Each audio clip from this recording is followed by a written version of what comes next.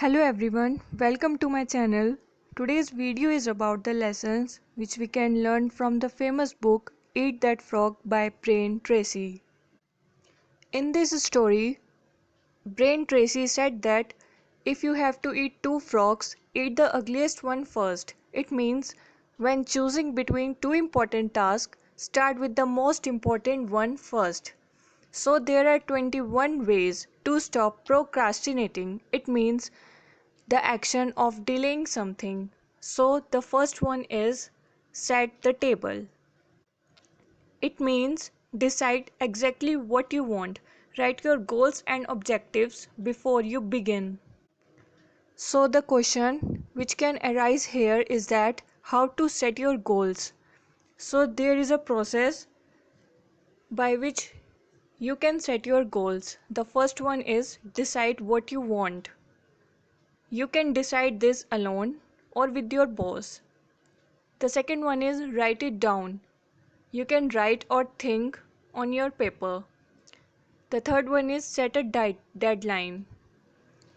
A goal should have a deadline that has no real beginning or end. Next is make a list. You have to make a list to achieve your goals first. Then make a plan. Organize your list by priority and sequence. Then take action on your plan immediately and take action every day so that you can review your goals every day. Every morning, start with your biggest frog to achieve your most important goal at the moment. So, the second way to stop procrastinating is plan every day in advance. Think on paper. Every minute you spend in planning can save you 5 or 10 minutes in execution. The third one is apply the 80 by 20 rule to everything. Concentrate your efforts on the 20% of your activities that will bring 80% of your results. Choose to spend your time working in those few areas that make a difference in your life and career. Spend less and less time on lower value activities. The fourth way is consider the consequences. Your most important tasks are the ones with the most consequences in your life. Focus on this above all else. It is well said that long-term thinking improves short-term decision. The fifth way is practice the ABCDE method. It means A are the tasks you must do, B are the tasks you should do, C are the tasks that would be nice to do, D are the tasks you can delegate, E are the tasks you can cut. So the sixth way is focus on key result areas. It means the results you must get to succeed in your area of responsibility. How to identify the key result areas of your work? So there are two ways. The first one is write down the key results you have to get to do your job in an excellent fashion. And the second one is grade yourself from 1 to 10 on each one. Where are you getting excellent results and where are you underperforming? So the seventh way is the law of forced efficiency.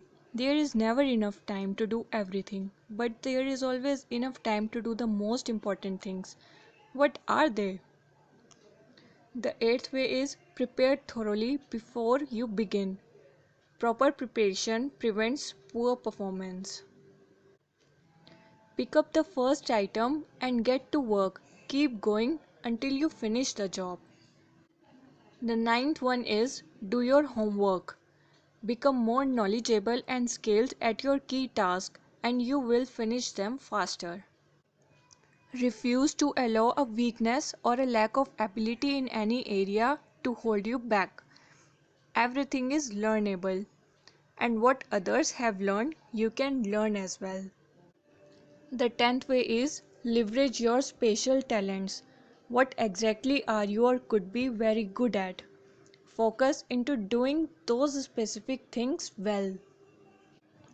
You cannot do everything, but you can do those things in which you excel. Those are the few things that can really make a difference in your life. The 11th way is identify your key constraints. Determine your internal or external bottlenecks. These set the speed at which you achieve your most important goals. Focus on elevating them.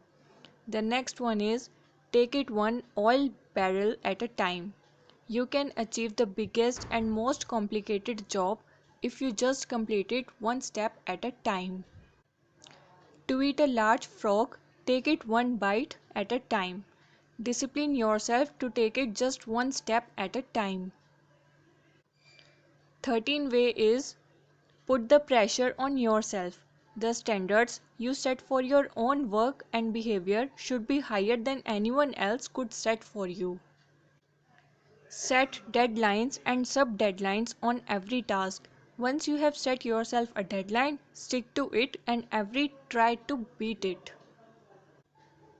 The 14th way is maximize your personal powers. Identify your periods of highest mental and physical energy each day.